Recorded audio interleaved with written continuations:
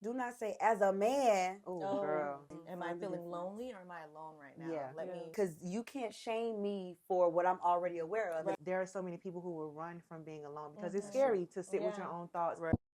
Go Gina, go Gina, go get that gift right, mama. Go Gina, go till you get right, mama. Go Gina. Hey y'all. Welcome to A Taste of Therapy.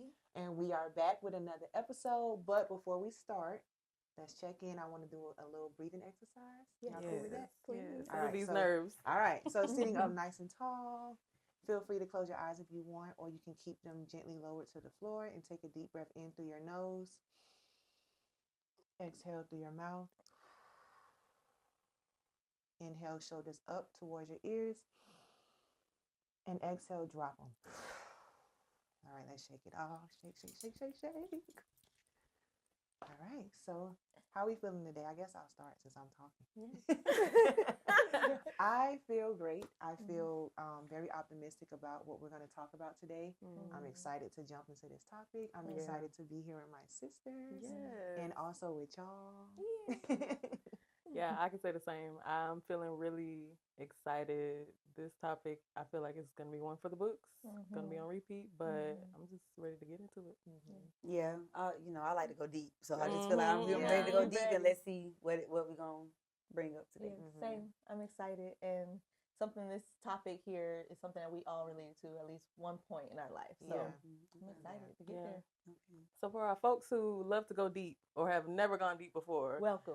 We're gonna take it there, but it's not gonna be nothing too strenuous. But we hope to just have you like reflect a bit. Yeah. So one of the topics that we had bring up was, what does it look like to be alone or experience loneliness? And I really think that knowing the difference between the two is important. I'm sure a lot of us have experienced either of the two, maybe even simultaneously. And I think we need to talk about it because in society today, everything is going really fast. I feel like capitalism is at its highest right now. And we really need to talk about, or what's not talked about enough, is feelings of loneliness. So if we had to pose the question of like, what's the difference between the two? Because they're clearly different. I feel like one is emotional and one is physical, if that makes sense. So when I think of lonely versus alone, I think of alone meaning being physical, like you're by yourself physically, you don't have anyone around you. But when I think of lonely, I feel like that is a feeling that we have where we can be in a room full of people, but you still don't feel connected to those people. And sometimes people mistake the two. Sometimes you're not really lonely, you're just alone right now. And I feel like us shedding light on what that looks like is going to be super important for the audience, because even for me, when I was in my like single era, I ain't even gonna lie, even in my era right now as a mom in a relationship, sometimes I do feel like lonely, and it's not necessarily my relationship, but just the emotional side of like, no, you actually got people that you can call and that support system, if that makes sense. The fact when you said they can coexist, I think that part, because it's like, you may not register like, oh, my loneliness, is due to me being alone. But it's like when you're alone in your home or wherever you are in life, if you feel alone in life, that loneliness piece might attach itself. And that's what when you said it, my eyebrows raised. I was like, wait a minute, because I am alone a lot, and I think I speak about this a lot, like just living away from my immediate family and living alone. I'm by myself all the time, and then I talk to people on a day-to-day for my career at home. Like I've said plenty of times, I just feel like the walls closing in on me. And so I don't even think I really sat and thought about the difference for real. Like from a therapeutic standpoint, I could say yes, this is that.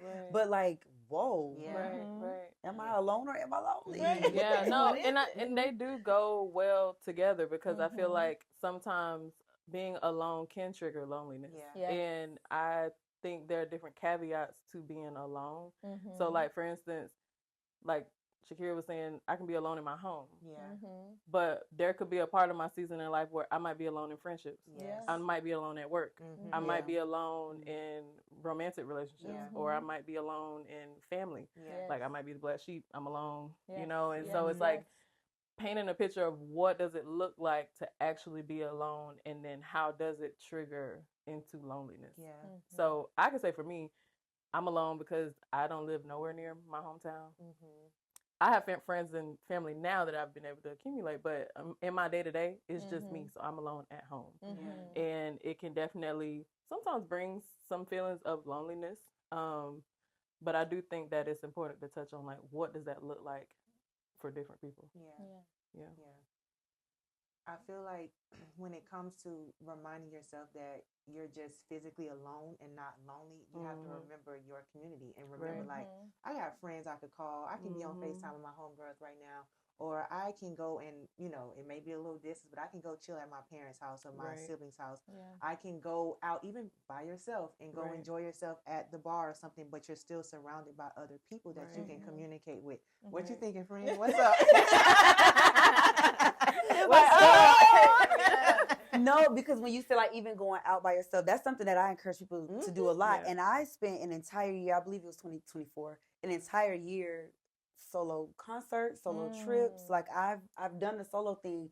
And then once 2025 hit, I was like, I don't want to do that no more. I still enjoy my own company, but I'm tired of doing that. But it still was a good thing, and I met people out. But sometimes you want someone to share these moments with and experiences with. But people always are like, I commend you. And I'm like, I mean, can you join me? But you know, I feel like that's where balance comes in. Because before I was a mom in a relationship, I was the same way. I was going places by myself, and I loved it. And then there was a point in time I'm like, dang, low key, I could use a little company. Now I got company 24/7. 24/7. Love y'all. Love you. But I do be missing the times where I can go out and be alone. So I feel like just having a balance of being by yourself but also being with your peoples is how you kind of, for me at least, I'm able to stay sane. And that's too much, too little, I'd be like, hold on. And that's what made me think about too, like, if being alone is a choice. Or if we were forced to be alone, you know, like if it was imposed on us. Like, is this a choice, or is this something that we really have no choice but to accept it, be alone? Like, what does it look like for you to? Okay, if I had to choose to be alone, I chose it when I moved and I started my job. I knew that I ain't know nobody in the area. I knew that I was coming here for work. And I knew that I was going to be living by myself. I chose to be alone for the sake of my career. But what does it look like when you're forced to be alone? Or I'm thinking of another choice because it could look different, right? I chose to be alone when I broke up with my ex. Right. So, but also you don't think about, like, you didn't know some of the downsides to moving away from home or just to being single. Like, wait a minute. I got to feed myself every day now. Like, but I feel like there's so much strength in choosing to be alone because there are so many people who will run from being alone because it's scary to sit with your own thoughts. But so much healing. You learn so much about yourself, about how you're going to show up in the world in relationships when you are alone. Because there is no outside noise that's kind of distracting you from making decisions. And I feel like when you reframe the thought of, like, this is just a season in my life, and in this aloneness, this is what I'm going to do. Like, and I like to call it solitude. You know, this is your time to really just retract back from society and the world and really pour into you, so that when you step back into everything else, you're like more whole in a sense, you know. So I feel like you just have to reframe your thoughts and how you look at it. I want to go because y'all mentioned living alone. And you've mentioned the family. I live in a multi-generational house, so it's people everywhere. Big old house. Every turn, every corner, you know, it's somebody, and it's still feelings of loneliness or alone when you're processing or even being in a different mentally and emotional state than everybody else. Life is bustling around you, and you kind of sitting like, I'm, you know, juggling this and that, and like, how is that? It's crazy. I'm glad no you lie, I asked. was over there the other day, and I was like, Oh my God. It feels like that SpongeBob But it was meme, fun. like, It's fun, though. It's fun and it's chaotic and it's high energy 24/7. I feel like that part of the solitude, I'm like looking for it. Like, and so when I say like every day I'm gonna go outside because I'm like, let me decompress from the high energy. And this has been my life. I'm a middle child. Like, I just only know chaos and a large family. And then I have friends who live alone, have no children. They're like, how do you manage in such a high level of stress? And I didn't realize how stressful that is until I did a staycation by myself for my birthday. And I said, wow. Right. But did you like it, or was it like scary, or? I loved it because I don't.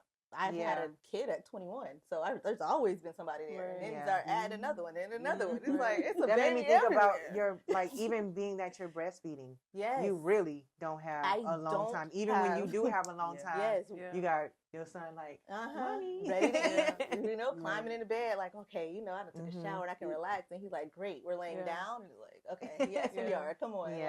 So, But I think that speaks, even the way you said, like, great, yes, we are, like, with a smile on your face, it speaks to, like, being selfless. Because I think right now I'm very selfish. Yes, as you should be. I was about to say, that's okay. You should be. That's okay. Because I don't want to. Even like acknowledging that is good. Yes, but I feel like I missed that stage of like selfish and just me, because it was like, okay, So a lot of where my mind is going right now, and it kind of makes me feel sad, but a lot of where my mind is going to is for people who didn't choose to be alone. Like, let's say I think about single moms, single moms who didn't have a choice. Like, they never signed up to raise a child alone, or even just like a partner leaving. I never signed up for this, so now it's like the fear of having to start over, or who am I outside of this, and now I'm forced to have to look at myself, or to look at where I am, and to feel like what comes along with being alone. You know what I'm saying? I feel like it just brings up a lot of emotions that what I keep hearing in my head is I wasn't ready. Like, I wasn't ready for this. I wasn't ready. And I just kind of want to shed some light on that, because although sometimes we make the choice to be alone, where it's like, okay, like, I can enjoy.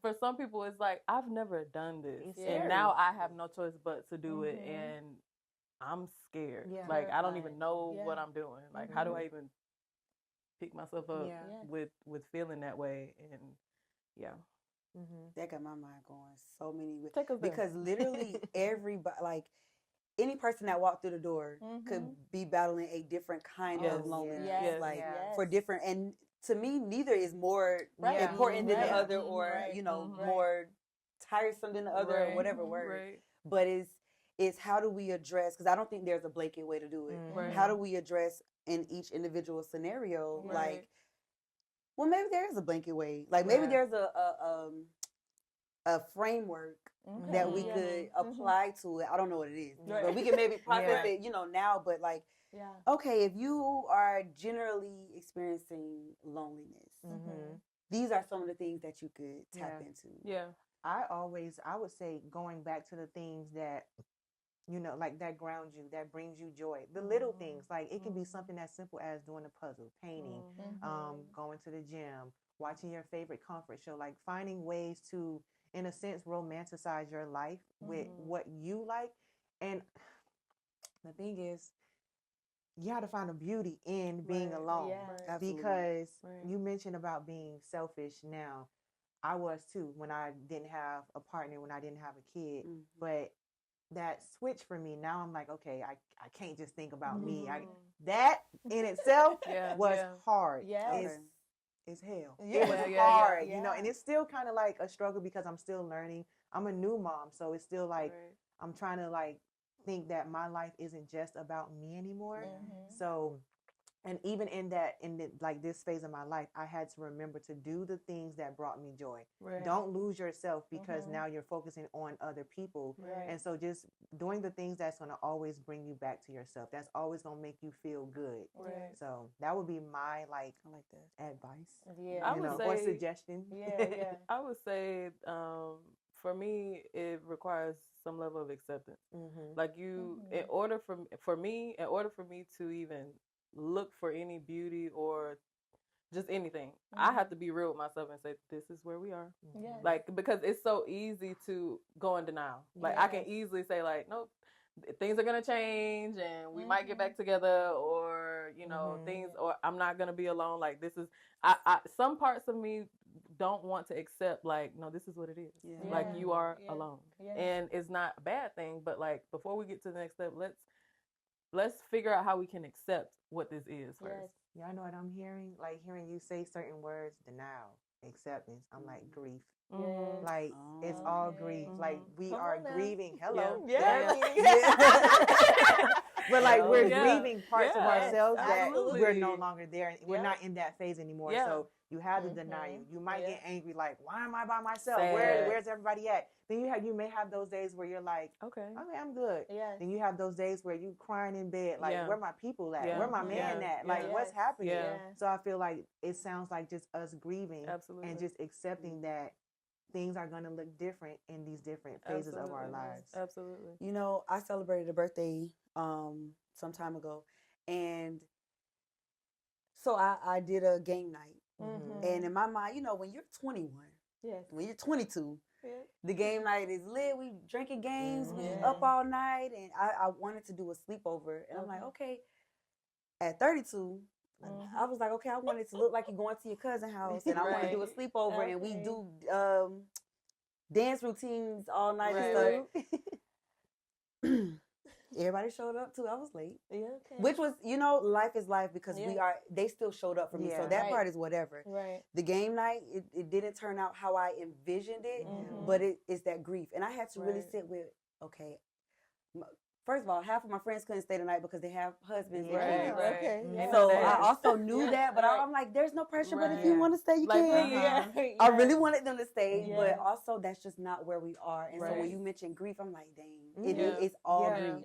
It's all grief. And we got to be real about it. Acceptance. Yeah. That's part of grief. We gotta really be real about it. You know, I can't fake the funk. I can't act like, oh, you know, because then when people ask like, well, how are you doing? And it's just like, do you really want to know? I don't want to answer that question. But because that forces you to have to look at your reality and say like, this is where I am. But there's nothing wrong with that. Like you can just be real and say, this is where I am. But I know at some point, like, I will get to feel better, or I will have, you know, more people, or I will meet another guy, or just something. But you just have to be real about it. So like, what does social media say about this? Because there's so many things. I feel like social media just runs off into the wind with being alone. Like, I feel like social media plasters being alone as if it's like a trophy or just a prize. Like, you need to be able to do this, and you should be able to do things on your own and not need people. I need people. And you know what? I feel like too, it probably would, at least for the three of us, because we are the eldest daughters, you know, we kind of know how to operate on our own and like leading that aloneness. We don't need nobody. We got it. Okay. We don't get into that episode too, but like, you know, so it's kind of like we find ourselves in these moments where we're alone, but in a sense, it's almost like we kind of used to it, and we know how to thrive in it until we don't. Until we realize, like, hold on, I don't feel good. Like something not feeling right. So that's deep. Yes. I think you're good. That's right. It made me think about that concept of, y'all know how like a lot of social media will say like or things on social media will say like, I'm cutting people off, like I don't need you. And I feel like it kind of like pushes towards loneliness. But I feel like that's capitalism, like you mentioned. I feel like it's a lot of different social issues. Because I'll never forget, during the pandemic, I was like, y'all, if we all just moved in together, the rent would go down. Hello, it would be a higher demand, but then you get people, and this is the more westernized way of thinking. I can't live with my mom. I can't live with my sister. I need my own space. And it's like, you got your bedroom. There's another bedroom. Like, if we can just lay low, stack our money, we could fight back against the systems. But that's that power. So hold on, because I kind of want to what you say, shake the table. Period. Because I feel like sometimes moving back home with your family is traumatic. It is. And it's easier Agreed. to be alone than to go back home to your family. Yeah. And that's the choice that you make. Do I want to sacrifice my peace of mind this way or my peace of mind that way? Right. So, I mean, granted, there are families where, you know, you can move back home and it's okay. It's still going to come with its stuff. But there are people where, like, you go back home to your mom and your daddy, you reliving your childhood trauma all over again. You can go back home. Yeah. There's no going back. There's no home to go back to. I'm going to shake the table back. Come on. Go ahead. Only because I think on a bigger scale, because on an individual level, correct. Like I know we got clients that we're like, do not go back home. Right. However, I feel like on the grand scheme, it's when we need to learn effective communication skills. We need to learn how to coexist with people, because if your mindset is, I just need to make more money, so I can afford what I want. Yes. Also, though, you're feeding into the capital. Y'all letting them win. The billionaires gonna stay billionaires. Right. I'm gonna die down on that topic because that's a whole other direction. But you know what I'm saying? The poor is gonna stay poor because you don't want to save $1 because you can't go back home. Right. Yeah. That's right. But I mean, that was me shaking the table. But no, that's a great point though, and I feel like it just shows the different point of views of everybody's level of aloneness and why they're still in their aloneness. You know what I'm saying? So, but you want to know what people do to cope with the loneliness? What's that? They stay busy. Ooh. Talk about it. We oftentimes, and why are you yelling at me? We cope with loneliness because we don't want to look loneliness in the eyes. We don't want to admit that she's there. So I'm gonna just stay busy. I'm gonna stay busy doing something that ain't nobody asked me to do. I'm gonna stay busy doing something that somebody probably did ask me to do that I don't want to do. And I think, like, don't get me wrong, I think a lot of us who really like hustle and we go for the gold of everything, it looks good on paper, but like we still carrying everything with us. And so I think a lot of us now in this climate right now, we claim busyness as if it's like, oh, I got, and it's just like, no, what are we running from? I'm checking boxes. I have accolades. I got my. But the because we talk to a range of people, but the successful people, it's hard. It's hard. They successful, whatever they define it as, but it's like. Okay, let's talk about the emotional part. Let's talk about you breaking down at night. I was just about to say that. How many successful people are lonely?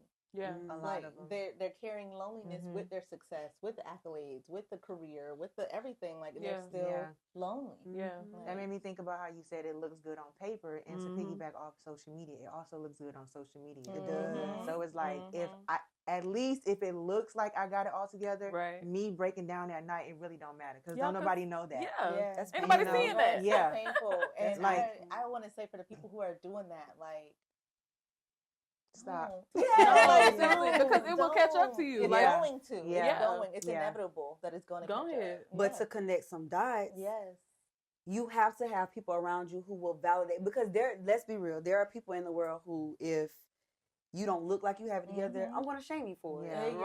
And so then now it's safer for me to be alone because I don't need nobody talking bad about me.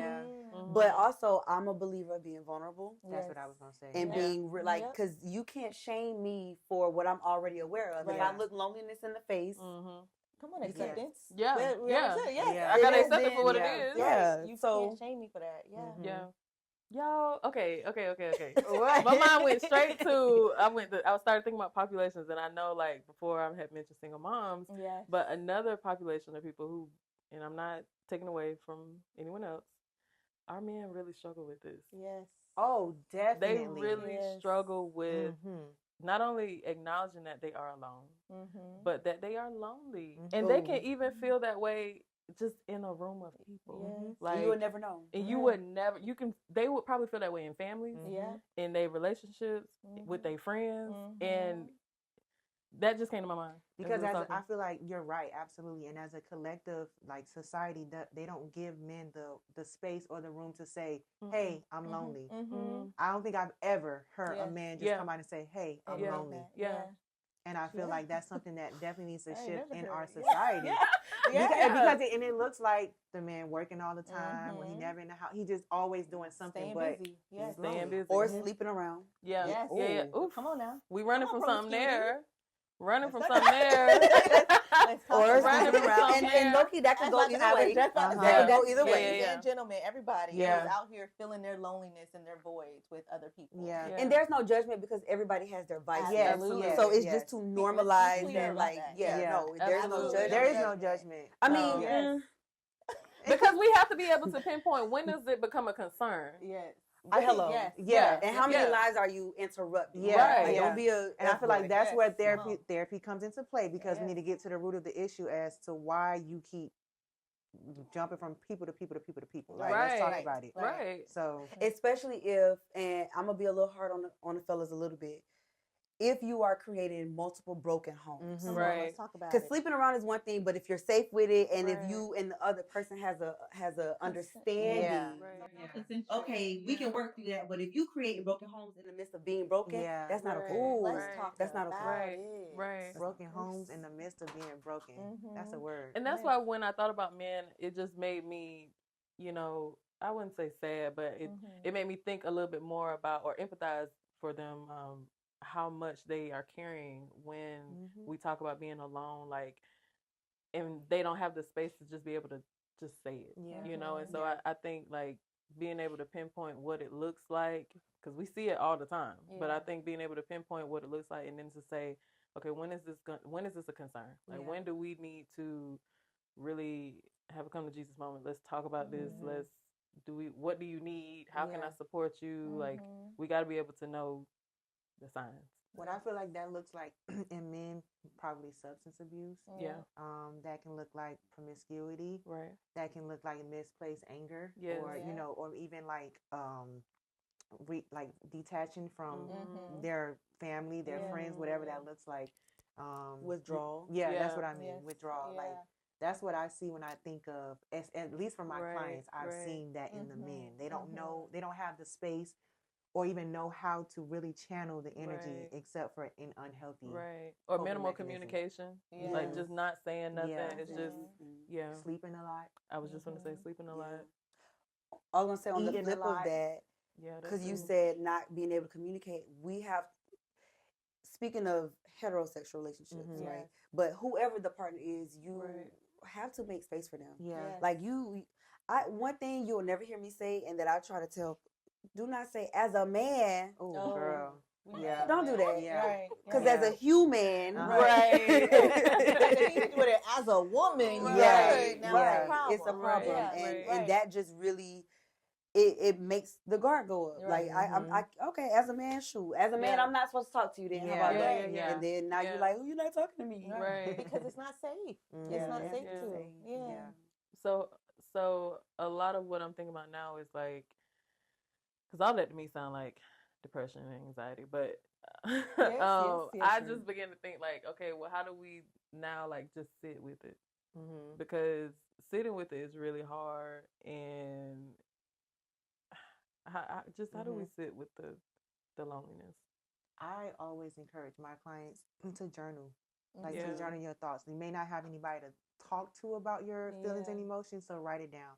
I'd rather it be on like out than up here, because this is going to turn into mental health concerns. It's going to turn into physical health concerns. Yeah. Absolutely. So get it out. Yeah. You know, just get it out and then process the thoughts.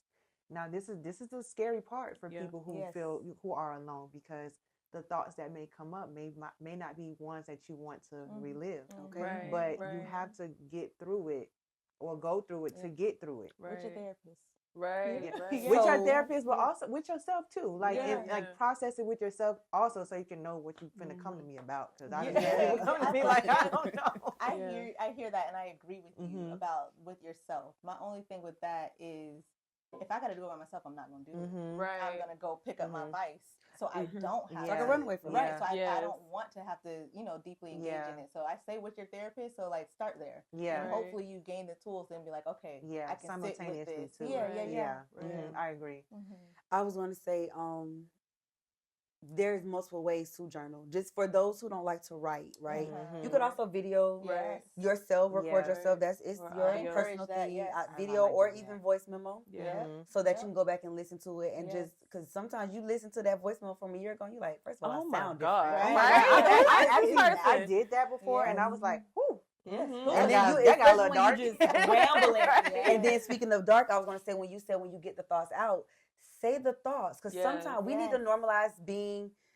Sometimes we are suicidal. Not everybody, but sometimes those are things. Not intentionally. It takes for you to say it out loud and to be scared, so you can say, "Wait a minute, I got to do something about this." Yes, I'll even ask myself or some of my friends like, "What's that thought that you know you can't say out loud, but it's sitting right here? Just say it. Just say it because the moment because it's sitting right there, it's knocking right at your forehead, and you're like, I can't say nothing, so you push it down. No, say it. Like just say it because once you say it, then your body will respond and say, "Oh, we can feel this now. It's safe enough for me to feel this." I always encourage my clients that get it out so that it clears up the space. Like you said, it's sitting there knocking on your forehead. It's going to keep coming. Like you push it down, it's going to come back. Exactly. And to be clear, suicidal ideation is not just I want to kill myself. It's what if I'm not here? Or I would probably be a benefit to everybody if I'm not. I can just and again get those out so that somebody can say, well, wait a minute, let's talk about where that's coming from and what because you're wanted here. Like and this is for men with whoever. No, somebody wants you here. I want you here even if I don't know you. I love humans. And also, I love humans. And even what I'm hearing, like it's almost saying, what am I really hearing you say? Because I know you probably don't actually want to do it, but I'm probably hearing you say like, not that you'll be better off, but that you probably wish that you could mean some level of like purpose, or you want to feel like you matter, and maybe somebody needs to tell you that you matter. And I feel like the word that comes up every time we talk is community. Because I feel like you have to have those people around you that's going to make you feel safe enough to say that thing that's right here. Because if you got people that you know are going to judge you or make you feel like, a lot of it are like, what you want to kill yourself? Like, you know, making you feel dumb. Or it's like, okay, well, actually I do now, you know, so just having that community to where people feel comfortable and feel heard and feel safe enough to say the scary stuff that they're thinking. Because we all have scary thoughts, you know, but just having that community. And it exists. It's not, you know, fictional. It actually exists. So my thoughts have taken me to an individualistic versus collectivistic society, right? We grew up, especially Black African descent, a collectivistic society. We come over here to America and everything is like you focus on you and you only. You gonna crab in a barrel, knock them down so that you're on top. And I feel like that's something that internally, like our DNA is not wired for that. No. So we can't even really exist in our fullness because we're striving after something that is not even innate to us, which is the community. We need the community. We need the collective is going to make you feel better. Just being able to see myself in you. Like, you need to live at home with your mama. You know? But hearing you say that about like the Black community, it reminds me, you know, think about those Black mamas where you like, oh, mom, I'm depressed. She gonna say you better go depress that schoolwork, and now depress that so now we 30 years old and we depressed. What we doing? Accomplishing stuff. Cleaning up. We doing a whole bunch of stuff. It looks like we not depressed, but that's just what we've been taught. Overfunctioning to do. I was about to say that's how functioning. But then you do on the other side, you have the people who are looking traditionally depressed, where they're not getting out of bed, but then they're labeled as lazy. So, and then that is another loneliness versus alone, because then they are lonely and they're diving deeper into or digging deeper into that hole. I remember when I worked with the teenage girls, I had parents like, she never keeps her room clean. And I'm like, man, she depressed. She depressed. And she probably feels lonely in her own home. Have you checked in with your child's mental? How are you doing? And you know what get in the way of that again? Lack of acceptance. Don't nobody want to accept that, hey, like, and I get it. There's a difference between like, I'm claiming it or I'm speaking it over this person, but it's just like, we're not claiming it, but it's just like, you got to look at things for what they are. If you see a slow to the drag, if you see behavior acting out, if you're seeing like quick temper, like you got to be real about something is going on. And I can't turn a blind eye to it and be like, oh, they just need to do better. No, they're struggling. Because if it was easy, then would it be a struggle? You know, so I think from a family standpoint, because there are plenty of families. I work with families too where I'm giving education to parents and they're like, okay, like it's scary. It's talking about a child or even another family member who is struggling. And these are the things I'm not saying plaster it on social media, but like you're scared to even go to the doctor and talk about it. It can be scary, but when you do choose to and you're open to getting that education, then we can see real change. And then at some point it's going to become, you remember that time when, and you know that you can overcome loneliness. Because it ain't, just because you're lonely don't mean you're going to be lonely forever. Yeah, right. It's just a but if you don't address it, you will be lonely for a long time. So you have to address doing things that makes you feel not lonely, but really it's just a unhealthy coping skill. Yeah, it go back to what you said in the beginning, like it's a feeling. You know what I'm saying? So it's like if you can acknowledge loneliness as a feeling, feelings pass. Feelings are fleeting. They fleet all the time. So like it's just finding balance. Strive for finding balance with being alone, because we do need both. We need to have that individual time. Put yourself on the charger, say like I need rest, but then I got to come back out. I have to be in community. I have to thrive, because once you start paying attention to what your body does when it feels safe or when you're around other people, it's like, ooh, I need more of this. You know what I'm saying? Like, fills you up. This is something I could not have accomplished by myself. You know, so you got to strive for balance. Yes. That's probably one of my favorite words. Balance. This is so good, y'all. Just go on and on and on. I want to take it back because yes, this is super important for the self check-in, but I want to go to the family system.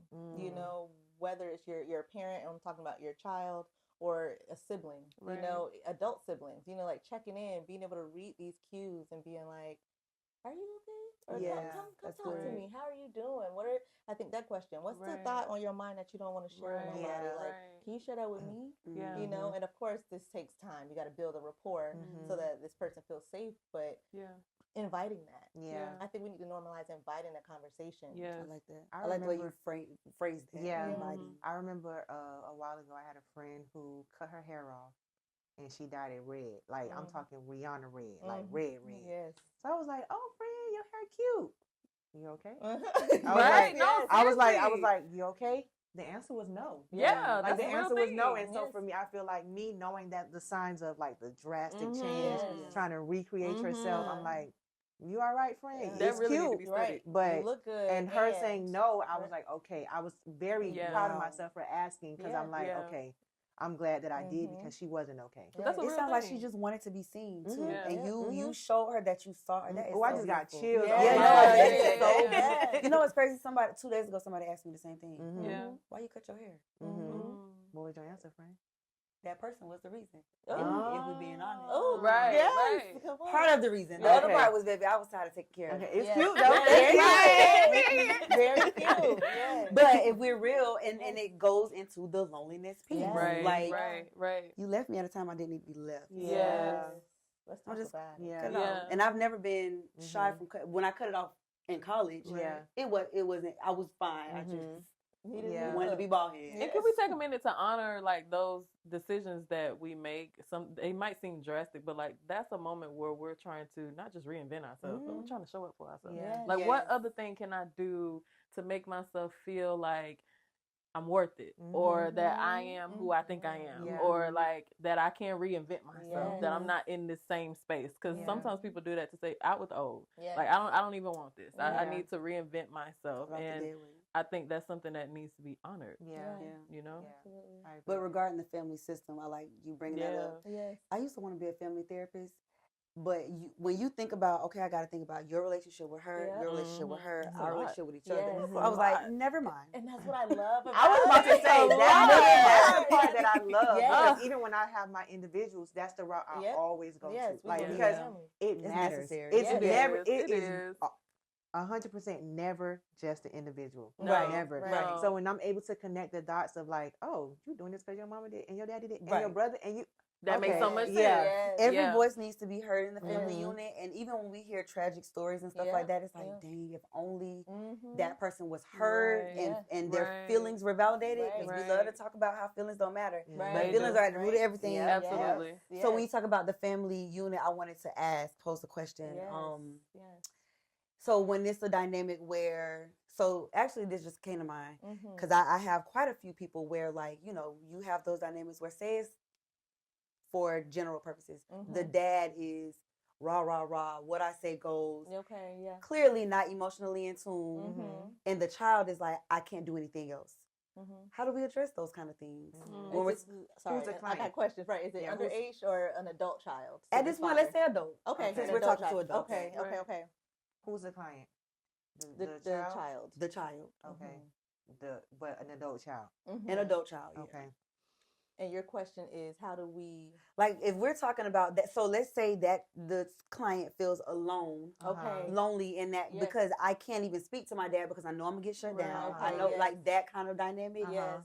What y'all telling them? I always start with insight first, so they can understand why they can't go to their dad or they can't go to their mom, and then I lean towards, okay, let's start to create your support system. Let's start to find your people. If you already got them, we're going to lean on them more. If you don't, okay, so how about we try going to an outing by yourself, of course. That's going to be the challenge because a lot of times they don't like to do it. But for me, it's like starting with insight. Let's get to the root of it. And now let's start to make those changes and really rely on your support system because family is not always blood related. Like y'all my sisters. Like, you know what I'm saying? Like y'all my sisters. And I got my real sister that's like me and her like this. Shout out to you, Damaya. But yeah, just letting them know, like, okay, you can have family that's not blood related, and let's start to create that. I like that because it boils back down to a needs. Like you always need to bring it back to what do you need, so that you're not solely looking for dad to do these things. Because once you understand why dad can't do these things, not excusing it, but once you understand. You create your own needs assessment of like, this is how I'm going to meet my needs. Then you can probably go in and be able to say, okay, well, I'm going to voice my concerns, Dad, but I'm fully aware that you might shut me, and that's okay. That's okay. I just want to be able to come in open.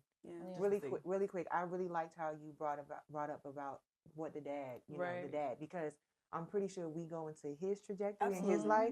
I'm like, oh, I see why you're showing up like that. I get it. And then when I let my client know that, my client will have a little bit more grace and understanding for like, okay, he is who he is, and I understand why. And that's why I love the insight piece that you said, like getting them to understand and recognize, like, we can't change anybody outside of ourselves. So what we can do is figure out how we show up with dad. We know that is, for me, I like to highlight with a lot of my clients that the different generations, that's already a thing within itself. But the emotional intelligence of the different generations. I think the younger, the millennials and younger, we have had the space to dive into emotional healing. Prior generations didn't. Absolutely. So saying dad is like real short, real, not even allowing you to take up space or to say anything. It's like, because he never had that. He doesn't know what it looks like to hold space like that. As millennials too, we're just now starting to figure that part out too. Like we later are in that life, generation. So just imagine the ones before us. Like they really, What comes to mind for me is, well, my entire mission in life and my practice, I help people center themselves without guilt. So daddy might have that going on. How you feel? And what's going to be safe for you? And then we could talk. I want to ask some questions like, so dad, how long has dad done this? What's dad's relationship like with mom? Or, you know, maybe mom's not around or whatever the case. So then I can say, well, maybe dad got this going on. But again, how you feel? Bringing it back to bringing it back to you so that you can, because safety first. I think like I like to approach a lot of stuff like crisis management. If we're in crisis, we got to manage that first. We got to get stable. Your emotions being heightened because that is cussing you out. You're in a crisis. We need stabilization. Hello, how you feel? I love that you called it a crisis because it is. That's exactly what it is. And I feel like when we think of crisis or even when we think of trauma, we're thinking of something like out of this world. Astronomical. Trauma can look like your mom just snatched you out of this school and put you into another school and your whole life changed. Like it can look very different. It don't have to be nothing dramatic. So I love that you called it a crisis because that's exactly what it is. Because your whole entire nervous system is being dysregulated. Like your body thinks it's a crisis, right? Because some people might be like, "You're so dramatic." I am dramatic. However, but like, and not that I want you to go into the world be extremely dramatic about every little thing, because you know people do call the younger generation sensitive, and it might be some truth to that. However, there's like if we look at our world as little crises, that did I say that right? Crises, miniature crises. That we have we got to break it down, and we just got to put out the little fires. Then you can stabilize and regulate yourself enough to where like the world is not always on fire. Right. Yeah. Right. Yeah. I love that. A little case study real Right. quick. I love we really that. do this. Yeah. So I want to pose a question to like to us and even to our audience. Like this is something y'all can think about. When was the last time that you felt really connected? To the point where like you didn't feel lonely, you wasn't alone, but you just felt really connected. Oh, I'm over here in my mind like. And take your time thinking about it, because it's something that like you want to start getting in the habit of just processing, you know, and just thinking, because even the body does keep score, and we're asking it right now, inviting it to conjure up some of these memories of like, when did I feel like this feels great. And even if you can implement that on a daily, like making sure that you do something at least once a day that makes you feel truly connected. It can be for 5 minutes, 30 minutes, whatever that looks like. To start to practice it on a daily to where it then becomes the norm. Right. You have the tools to bring yourself back. I will say, for my birthday, I did a private Pilates class, and to be able to bring, I think it was 14 of us total, 14 people who they don't all do Pilates. Some people, it was their first time, but they showed up for me. My legs still hurt. Listen, but it was invigorating. It was exciting, and it was new and different. But it's not new and different for me. But for people to say, you know what, I'm gonna do that. Now the thing is, we were in our own worlds because baby, we was huffing and puffing. But at the end, it was like, how you feeling? How you feeling? We good? And it was. I felt like we were connected. I love that. That was beautiful. I was there, so I felt connected. I was. That was nice. I was You was there in spirit. Look, where I was at, for me, I felt really connected at our live event. I still can't get over, like, I can't even believe we put that together, but I felt so connected to not just us, but like our audience and everybody who was involved. And then just even when we was sitting on the porch outside, that was when I felt like, y'all, like, this was really, that was like, a moment. That was a really beautiful moment. And I like how we just took our time and we were just able to reflect on every single thing. And it was just like a ooh. And it just felt really good. Like to know, I ain't never think I could put something together like that. And to just see that it happened and then just with us, I'm still in awe about that. So love it. I love it so much. I would say I feel most connected when two things. When I'm with my daughter, like that is my girl. Like, oh my God, we had the cutest moment the other day, and I was going to record it, but I was like, no, this is just for me and her. It was so cute, and I literally had the thought of, this my little bestie. Like she's literally a part of me. You know, I feel connected when I'm with my daughter, and I feel connected when I'm in nature. Y'all know I'm a nature girl. When I'm outside, like with the trees, I know it's real, you know, but that's me, y'all. That is me. But when I'm outside, it's like a reset to my nervous system that nobody can give me. I have to be outside, because to me, that's when I feel the closest to God, when I'm outside surrounded by what he created. So, and whenever I'm feeling like out of whack, I'm like, I'm about to go for a walk. Or I'm about to go sit outside for a bit. So for me, it's my daughter and nature. I love that. Sounds very intentional. So when you posed the question, the first thought that came to mind was connected, like I interpret it as connected to self. And that was childbirth, because you lose complete control. I had unmedicated home birth, and my body, when it was like my midwife, she's amazing. Just reading my body, my cues, and like, are you ready for the water? Like, let's get in the pool, and allowing my body to just, I had to surrender. You have to surrender. And that was definitely like when I feel connected. I go and I look at my birthing videos, and I'm like, wow. I cry at your birthing videos. Like, wow. Yeah.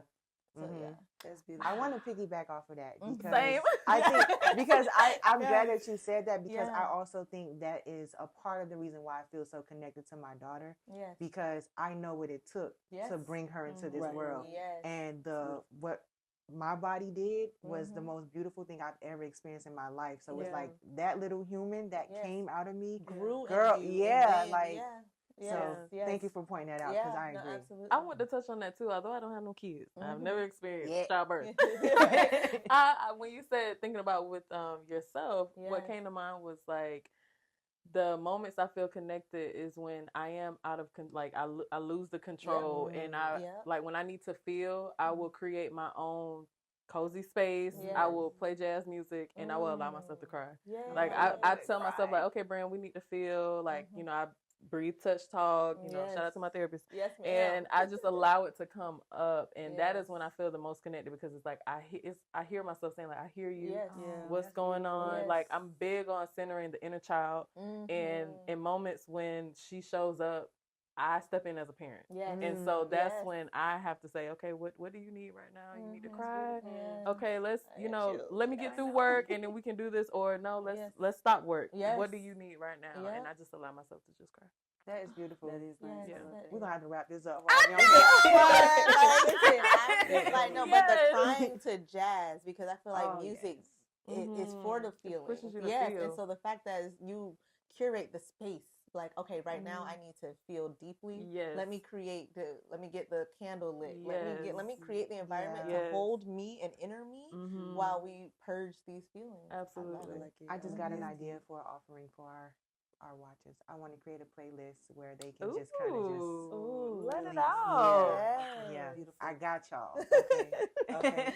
Okay. I like that. A lot to digest. Something you said about being in nature, because I'm very much a tree out my balcony. It's very much same, like sitting on my balcony. When we're talking about connection to self, sitting on my balcony, the birds. Oh my God! Oh my God! Okay, that's music. Some tree huggers, right? But that's music in itself. The sounds of nature, like that in itself is music. It's a frequency. So yes, I totally feel you on that. I just want to throw that in. I love that. We need to digest. Yes. I am full. So good. Okay, so some key takeaways when we're discussing, thinking about being alone versus loneliness. What are y'all giving? How we gonna wrap this up? Acceptance is key. Okay. Find your people. Find yourself. Loneliness is a feeling. Alone is a physical thing. So we can differentiate the two. Am I feeling lonely, or am I alone right now? Let me process it. And I would just say that you're valid wherever you are. Like you could be a single mother and feel alone. You can be living alone and feel alone and wanting connection. You can be around a lot of people and wanting to be lonely a little bit. So wherever you are, just sit in it. Be vulnerable about it. Acceptance is key. And there we go. I love this. Y'all, we're going to have to catch y'all for the next one. Please feel free to like, comment, share your questions with us. And we just look forward to catching y'all on the next one. Bye, y'all.